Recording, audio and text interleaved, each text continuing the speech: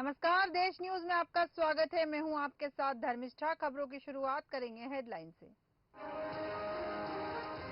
महिला आरक्षण बिल कानून बना, राष्ट्रपति ने किए हस्ताक्षर, गजट नोटिफिकेशन भी जारी। 20 सितंबर को लोकसभा, 21 को राज्यसभा में पास हुआ था। मणिपुर में मौन धरना प्रदर्शन, छात्रों ने तख्तियां थामी, लिखा इंटरनेट पर बैन समस्या का हल नहीं, बीजेपी दफ्तर की सुरक्षा बढ़ाई।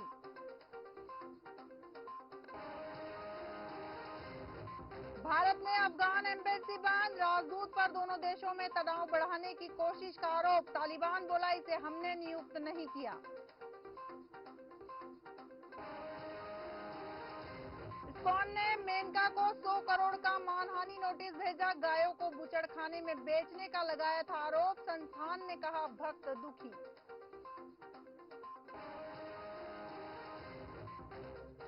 केजरीवाल बोले पंजाब विवाद से इंडी गठबंधन पर असर नहीं, एमएलए की गिरफ्तारी के बाद कांग्रेस ने कहा आप राजनीतिक बदला ले रही।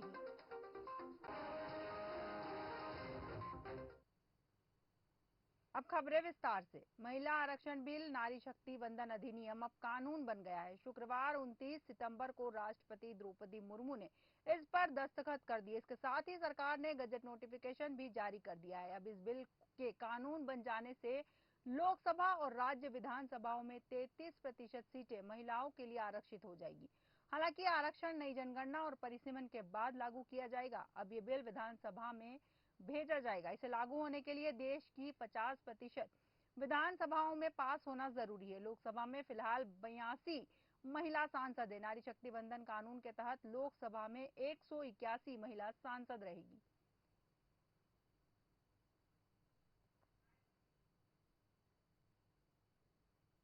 भारत में मौजूद अफगानिस्तान की एम्बेसी बंद हो गई है। एम्बेसी के 3 अधिकारियों ने न्यूज एजेंसी रॉयटर्स को बताया है कि दूतावास से जुड़े सारे काम बंद कर दिए हैं।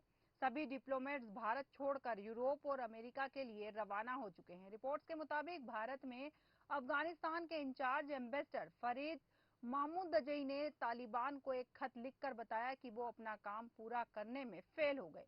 ऐसा इसलिए क्योंकि उन्हें तालिबानी सरकार की तरफ से कोई भी सपोर्ट या डिप्लोमेटिक मदद नहीं दी गई। दूसरी तरफ तालिबान ने कहा है कि उन्होंने महमूदजई की नियुक्ति ही नहीं की थी। दरअसल भारत समेत किसी भी देश ने तालिबान हुकूमत को मान्यता नहीं दी है। लिहाजा भारत सरकार भी तालिबान के सत्ता में आने से पहले से तैनात अफगानी राजदूत फरीद महमूदजई को ही वहां का असली एम्बेसडर मानती है।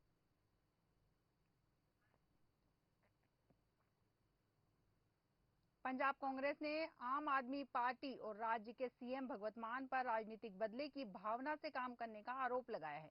दरअसल 28 सितंबर को पंजाब पुलिस ने कांग्रेस विधायक सुखपाल सिंह खैरा को 8 साल पुराने ड्रग तस्करी केस में गिरफ्तार किया है। सुखपाल की गिरफ्तारी के बाद कांग्रेस ने कहा भगवंत मान सरकार कांग्रेस के खिलाफ राजनीतिक बदले की भावना से काम कर रही है। वो हमारे नेताओं को टारगेट कर रही है। हालांकि आपने इन आरोपों को खारिज करते हुए कहा खेरा के खिलाफ कार्रवाई कानून के अनुसार की गई थी।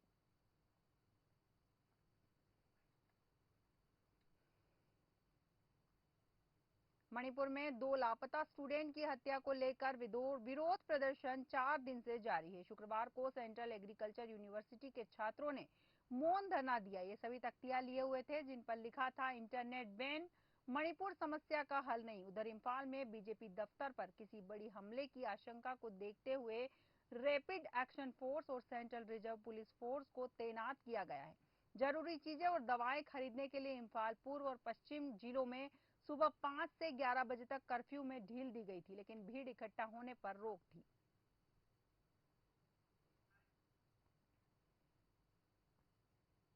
केंद्र सरकार ने अक्टूबर-दिसंबर के लिए रिकवरी डिपॉजिट आरडी पर ब्याज दरों में 0.2% की बढ़ोतरी की है। यह लगातार 5वीं तिमाही है जब इन स्कीम्स की दरों में बढ़ोतरी की गई है। शुक्रवार 29 सितंबर को वित्त मंत्रालय इसे लेकर नोटिफिकेशन जारी किया। नोटिफिकेशन के अनुसार 5 साल की आरडी पर ब्याज दरें 6.5% से बढ़ाकर 6.7% कर दी गई है। अन्य सभी स्मॉल सेविंग स्कीम्स पर ब्याज दरें जुलाई सितंबर की तरह ही रखी गई। सबसे ज्यादा 8.2% ब्याज सीनियर सिटीजन सेविंग स्कीम पर मिल रहा है।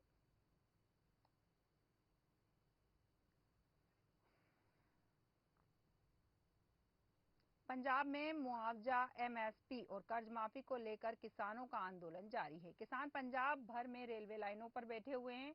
रेलवे ट्रैक जाम होने के बाद दिल्ली से अमृतसर, पठानकोट से अमृतसर और पंजाब से चंडीगढ़, जालंधर, लुधियाना से मोगा, फिरोजपुर, फाजिल्का आदि सभी रूट्स पूरी तरह से ठप है।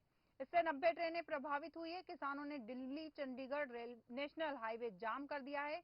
किसान मोहाली के लालड़ू में चंडीगढ़ से अंबाला जाने वाले हाईवे पर धरना लगाकर बैठ गए। इस दौरान किसानों की पुलिस के साथ धक्का मुक्की भी हुई, जिसके बाद किसान भड़क उठे। पंजाब में गुरुवार से 19 किसान मजदूर संगठन आंदोलन कर रहे हैं।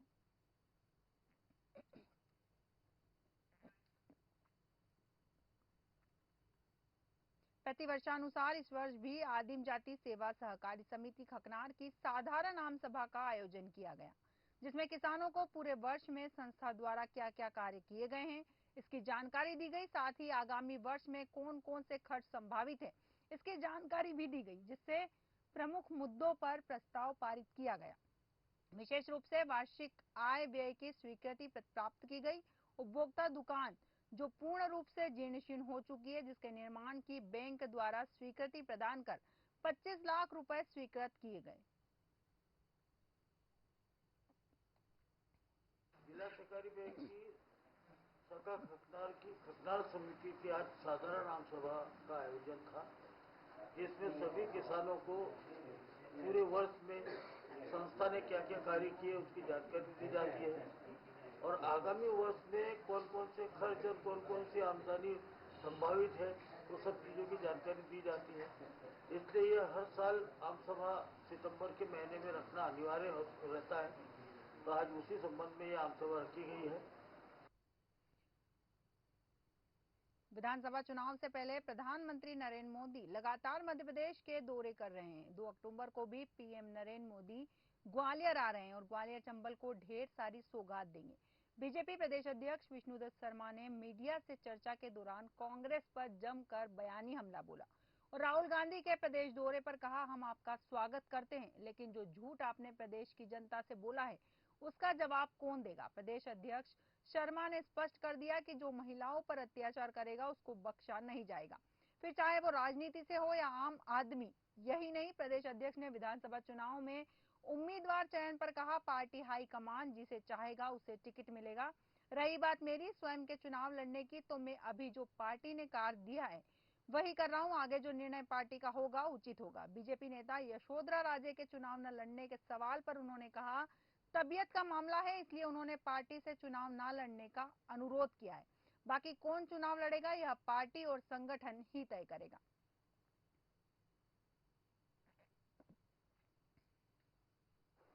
सबसे पहले तो मैं आप सब लोगों को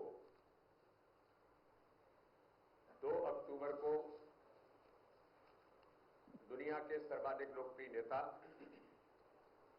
माननीय प्रधानमंत्री नरेंद्र मोदी जी ग्वालियर की धरती पर उनका पदार्पण हो रहा है और पूरी भारतीय जनता पार्टी मध्य प्रदेश हमारे नेता के स्वागत के लिए कई बड़ी सौगातें माननीय प्रधानमंत्री मोदी जी ग्वालियर चंबल अंचल को 2 तारीख को देने वाले हैं। आगामी विधानसभा चुनाव को निर्विघ्न संपन्न कराने हेतु सभी जिलों में अपराध एवं अपराधियों के विरुद्ध प्रभावी कार्रवाई करने हेतु निर्देशित किया गया था, जिस पर पुलिस अधीक्षक मनीष खत्री के निर्देशन में इनामी फरारी आरोपियों, स्थायी वारंटियों की धरपकड़ हेतु चलाए जा रहे अभियान के दौरान थाना प्रभारी उमरी व उनकी टीम ने एक 15,000 रुपए के इनामी आरोपी और एक 1,000 रुपए के स्थायी वारंटी को गिरफ्तार किया है। मुखबिर की सूचना पर फरार इनामी आरोपी को गिरफ्तार कर आरोपी के कब्जे से घटना में प्रयुक्त की गई कुल्हाड़ी जब्त की गई। श्रीमान पुलिस अधीक्षक महोदय श्री मनीष खत्री जी, अतिरिक्त पुलिस अधीक्षक महोदय श्री संजीव पाठक जी का एसडीओपी हेडक्वार्टर पूनम थापा जी के नेतृत्व में लगातार फरारी तथा इनामी बदमाशों को चुनाव के दृष्टिगत रखते हुए धरपकड़ की जा रही है। इसी कड़ी में एक 15,000 का इनामी बदमाश थाना उमरी और थाना बरासो पुलिस द्वारा संयुक्त रूप से पकड़ा गया है। ये बदमाश हत्या के प्रयास में 2017 से फरार था। साथ ही एक स्थायी वारंटी जिस पर 1000 रुपए का इनाम घोषित था, 2021 से फरार था, उसको भी पकड़ा गया है। हल्द्वानी के हल्दूचोड़ में अपने हैरत अंगेज स्टंट और जबरदस्त कलाबाजी से चर्चा में आए प्रतिभावान युवा चमन वर्मा के मेहनत व लगन की प्रशंसा करते हुए सेंचुरी मिल के वाइस प्रेसिडेंट एपी पांडे ने उनके प्रयासों की सराहना की तथा उन्हें शुभकामनाएं देते हुए उनके उज्जवल भविष्य और यशस्वी मंगलमय जीवन की कामना की। चमन वर्मा के सम्मान में आयोजित एक कार्यक्रम में मुख्य अतिथि के रूप में पहुंचे श्री पांडे ने कहा, अपनी प्रतिभा के बल पर चमन वर्मा ने आज विशेष पहचान बना ली है, जो आज के युवाओं के लिए एक बेहतर आदर्श है। उन्होंने कहा, हवा में कलाबाजी का पैतरा, तेज दौड़ और अलग अलग करतब दिखाकर अचंभित करने वाला है।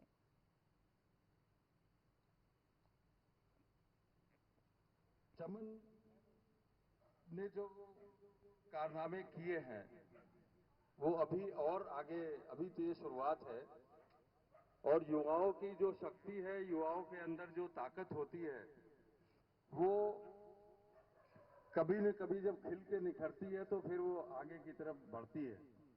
तो अभी ये शुरुआत है और जैसा आपने बताया कि अभी पूरा आसमान बाकी है। चंपावत जिला मुख्यालय गोरलचोड़ में Olympia exhibition private limited Delhi द्वारा 3 दिवसीय national millets agriculture and government achievement expo मेले का आयोजन शुरू हो गया। इस दौरान विभिन्न विभागों की ओर से अपने अपने स्टॉल लगाए गए। जिला पंचायत अध्यक्ष ज्योति राय ने फीता काटकर 3 दिवसीय इस मेले का शुभारंभ किया। जिला पंचायत अध्यक्ष ने सरकार के प्रयासों की सराहना करते हुए कहा, इस प्रकार के आयोजन किसानों के लिए काफी उपयोगी साबित होंगे। इस दौरान विभिन्न क्षेत्रों से आए कृषकों ने प्रतिभाग किया। इस दौरान स्वास्थ्य विभाग, वन विभाग, बाल विकास विभाग, कृषि विभाग, उरेडा सहित जनपद के सभी विभागों ने अपने अपने स्टॉल लगाकर उत्तराखंड सरकार की लोक कल्याणकारी योजनाओं के बारे में कृषकों को जानकारी प्रदान की। तो मैं यहाँ के लोगों का, यहाँ के एडमिनिस्ट्रेटिव का धन्यवाद देना चाहूँगा, जिन्होंने हमें इतना सपोर्ट किया इस आयोजन को सफल बनाने के लिए। सबसे पहले तो उनका बहुत बहुत धन्यवाद है एडमिनिस्ट्रेटिव का, जिला एडमिनिस्ट्रेटिव का। और दूसरा, जैसे कि हम सभी जानते हैं, पूरी दुनिया जानती है कि मोदी जी के आग्रह पर यूनाइटेड नेशन ने 2023 को मिलेट्स ईयर घोषित किया हुआ है।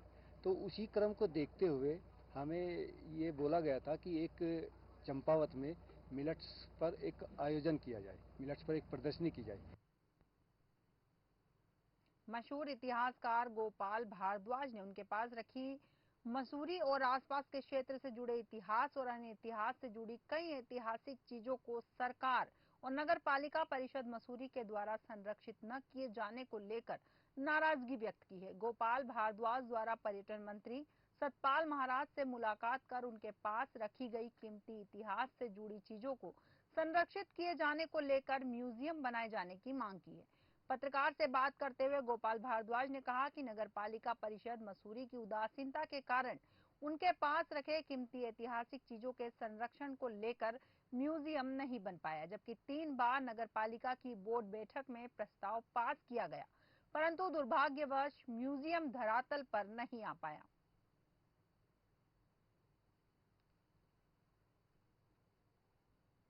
से बिल्कुल ये उदासीनता दिखाई देती है। 2006 में सबसे पहले जब मनमोहन सिंह मल्की यहाँ नगर पालिका के अध्यक्ष थे, तब से इन्होंने कहा था हम मसूरी को एक म्यूजियम देंगे जिसमें मसूरी का इतिहास को संग्रहित किया जाएगा। उसके बाद 2 बार नगर पालिका, जो प्रेजेंट नगर पालिका, इन्होंने अपने बोर्ड मीटिंग में पास किया, उसका बजट भी रखा, लेकिन उसके बाद आज भी कुछ नहीं हुआ। और मैं सबसे बड़ी बात आपको बताऊं, मैंने लाखों रुपए उस पर पर्सनल खर्च किए हैं, क्योंकि मेरा जन्म मसूरी में हुआ है। आई लव मसूरी, मेरा फादर भी मसूरी में, हमें 100 साल हो गए मसूरी में, और सबसे पुरानी खबरों में फिलहाल इतना ही। आप बने रहिए देश न्यूज के साथ। नमस्कार।